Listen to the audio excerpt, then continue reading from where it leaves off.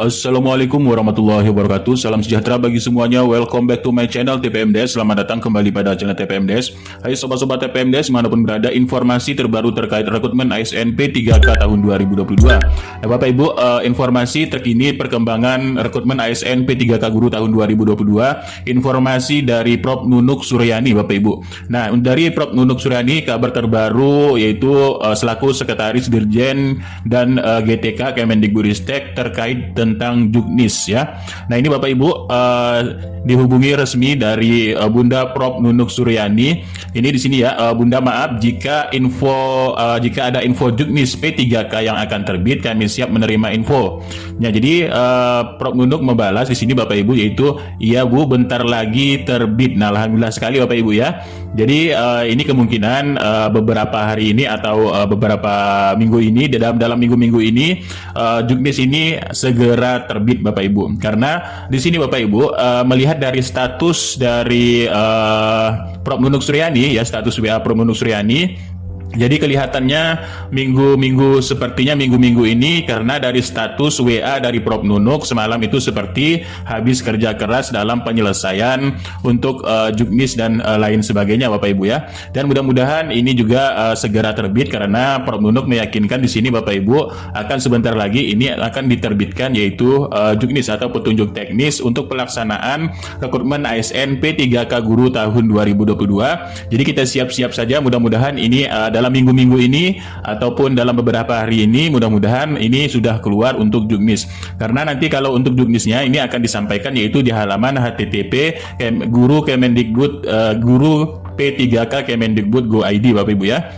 Nah selanjutnya Bapak Ibu terkait untuk rekrutmen CSN tahun 2022 dalam tahap pengadaan ya, pengadaan untuk P3K jabatan fungsional guru tahun 2022 Bapak Ibu, kita memiliki alurnya bagaimana? Alurnya tahap perencanaan ini sudah kita lewati. Kemudian nah ini kita akan berada pada tahap pengumuman lowongan ya. Pengumuman lowongan artinya dibukanya yaitu untuk pengumuman dari jabatan yaitu untuk penetapan kebutuhan ya, kebutuhan dari ASN P3K tahun 2022 sesuai dengan lini masa jadwal seleksi P3K yaitu di minggu ke-1 September 2022 berbarengan nanti dengan Juknis yang keluar yaitu untuk penetapan kebutuhan ASN seluruh instansi pemerintah baik itu instansi pusat maupun instansi daerah, juga nanti untuk nakes juga untuk administrasi tenaga jabatan fungsional lainnya Bapak Ibu ya. Nah kita sudah berada di tahap yaitu untuk penerbitan Juknis serta penetapan kebutuhan ataupun pengumuman untuk pengumuman lowongan di sini. Nah nanti akan ada tahap pelamaran. Pelamaran ini yaitu dibuka pelamaran tadi ini adalah pembukaan pendaftaran seleksi CSN ini di minggu ketiga dan keempat September 2022. Kemudian nanti baru akan ada seleksi Bapak Ibu ya. Nah ini kemudian hasil pengumuman seleksi dan pengangkatan menjadi ASN P3K. Inilah tahapan dari rekrutmen CSN tahun 2022. Nah Bapak Ibu mudah-mudahan ini secepatnya karena sudah menunggu lama yaitu Bapak Ibu di sini. Jadi mudah-mudahan ini secepatnya. Jadi panitia ini juga bekerja Bapak Ibu ya. Jadi kita mohon maklum.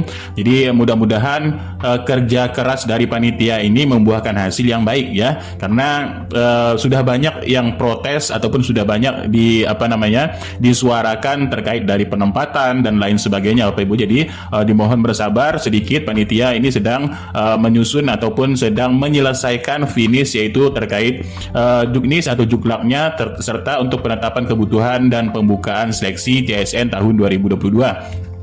Nah lanjutnya Bapak Ibu, kalau kita melihat dari data Excel terbaru ya, dari dilihat dari hal tersebut ya, memang untuk data Excel terbarunya ini sedikit hanya sedikit perubahan karena yang berubah ini adalah yang menambah formasi Bapak Ibu ya. Jadi yang tidak menambah formasi kemungkinan tidak berubah halnya, tapi untuk penetapan yang sudah diinduk ini mungkin tidak akan berubah dan akan tetap di sekolah induknya serta di sekolah-sekolah terdekat yaitu ataupun sekolah masih dalam satu instansi. Yang di luar instansi kemungkinan itu akan berubah. Nah selanjutnya Bapak Ibu, dalam rekrutmen CSN P3K tahun 2022, Menpan RB juga sudah mengskemakan terkait untuk penyelesaian honorer ini Bapak Ibu ya. Dalam penyelesaiannya, yaitu pemetaan pertama adalah mengutamakan honorer X kategori 2, baik itu yang sudah lulus passing grade tahun 2021 maupun guru honorer negeri. Ini untuk yang THK 2. Nih Bapak Ibu ya, baik itu tenaga guru, tenaga kesehatan maupun tenaga teknis. Nah ini, jadi diutamakan kategori 2. Dan untuk yang khusus guru, yang diutamakan yang paling utama adalah semua guru honorer yang sudah lulus passing grade tahun 2021. Dan yang pertama mengutamakan kategori pertama yaitu THK 2, kemudian baru honorer negeri, baru lulusan PPG dan swasta ya. Ini untuk yang lulus passing grade. Nah, ini urutan dari sesuai Menpan RB-nya Bapak Ibu ya. Ini Kemenpan RB nomor 20 tahun 2022. Dan untuk kesehatan sendiri menggunakan Kemenpan afirmasi nakes ya. Dan kita di sini sudah berada tahap untuk penetapan formasi dan penerbitan juknis untuk pelaksanaan seleksinya tahun 2022 ini. Dan mudah-mudahan ini juga cepat diumumkan Bapak Ibu, agar segera Bapak Ibu bersiap-siap untuk melaksanakan pelaksanaan seleksi CSN tahun 2022 untuk P3K.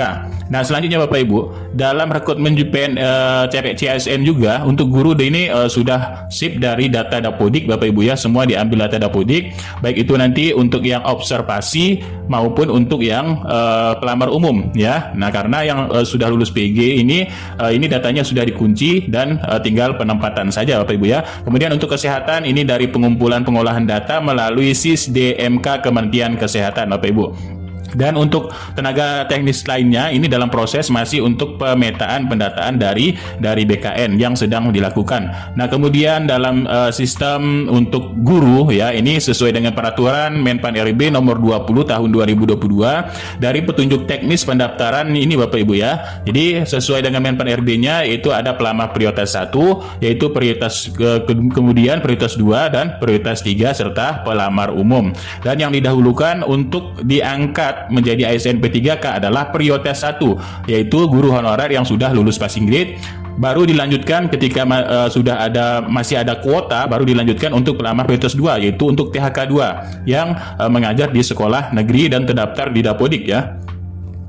Nah, selanjutnya itu baru honorer sekolah negeri yang mengajar yaitu yang lebih dari 3 tahun. 3 tahunnya diambil dari penjaringan yaitu sampai Desember tahun 2021 kemarin Bapak Ibu ya. Nah, itu penjaringannya. Dan untuk yang pelamar umum ini kurang dari 3 tahun. Dan untuk yang tadi untuk yang pelamar prioritas 3 honorer negeri ya, prioritas 3 yang untuk observasi ini pengambilan dari data Dapodiknya ini secara bukan berurutan, tapi dia terdaftar di Dapodik walaupun ada putus-putus, tapi dia masih bisa dihitung 3 tahun. Nah, itu akan mendapatkan yaitu untuk seleksi observasi. Nah, selanjutnya Bapak Ibu di sini Menpan RB telah menjelaskan dari statistik per 29 Juli 2022 karena Bapak Ibu ya untuk pengajuan formasi ini sudah ditutup per 29 Juli 2022 dengan menghasilkan kuota sebanyak 328.853 formasi untuk guru ya. Nah, ini jadi artinya jika untuk penyelesaian lulus PG ini sebenarnya bisa ya, tergantung dari yaitu jumlah kuota serta kebutuhan pada daerah masing-masing. Nah, jika setelah pemetaan ini pastinya ada yang tidak terakomodir.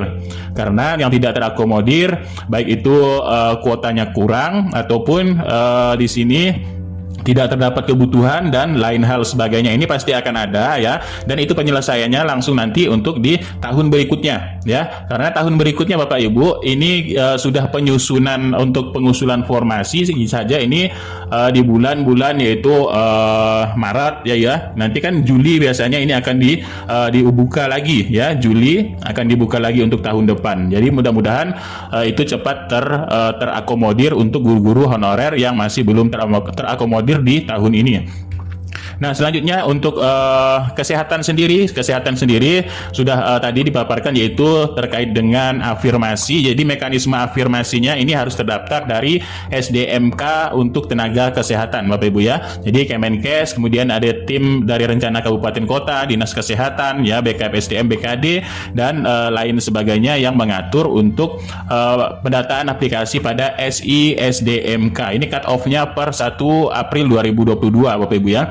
Dan kemudian untuk tenaga kesehatan dari data SDMK inilah yang nanti akan diberikan afirmasi bagi tenaga kesehatan yang sudah mengabdi ya, atau menjadi honorer, yaitu pada tenaga kesehatan.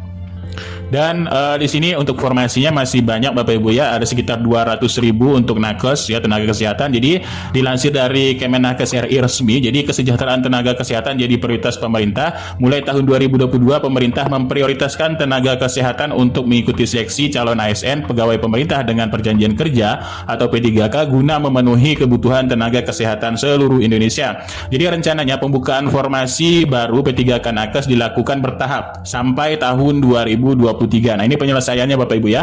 Jadi dia bertahap. Untuk tahun ini mungkin jika kuotanya 200 dulu, kemudian untuk tahun berikutnya baru full ya. Jadi ini bertahap, katanya diminta untuk segera melalui Dinas Kesehatan Kabupaten Kota. Ya, jadi mudah-mudahan tenaga guru dan kesehatan ini juga cepat selesai Bapak Ibu ya. Dan selanjutnya kuota per 29 Juli 2022 untuk nakes ini yang ditetapkan oleh Menpan RB adalah 94.168 atau 37%-nya yang sudah diusulkan ke Menpan RB per 29 Juli 2022. Nah, itulah sedikit informasi. Jadi ini jadwal lini masa untuk P3K guru ya, untuk P3K ataupun tenaga kesehatan dan teknis lainnya. Mudah-mudahan kita sudah berada pada awal September dalam penerbitan Juknis serta penetapan kebutuhan ataupun formasi ASN P3K seluruh instansi baik itu pusat maupun daerah. Dan mudah-mudahan pelaksanaannya di minggu ketiga dan keempat ini, pembukaan pendaftaran seleksi CASN, dan untuk pengangkatan bocorannya di sini adalah Oktober Bapak Ibu ya. Pengangkatan guru honorer yang lulus PG ini Oktober, itu untuk pemberkasan baik itu untuk pengisian DRH, pemberkasan lain-lain sebagainya, dan pelaksanaannya itu di November dan Desember untuk yang observasi maupun CAT UNBK. Nah, itulah sedikit informasi, mudah-mudahan ini bermanfaat. Kurang lebihnya mohon maaf, billahi taufiq wal hidayah. Assalamualaikum warahmatullahi wabarakatuh dan salam sejahtera bagi semuanya sobat-sobat TPMD dimanapun berada.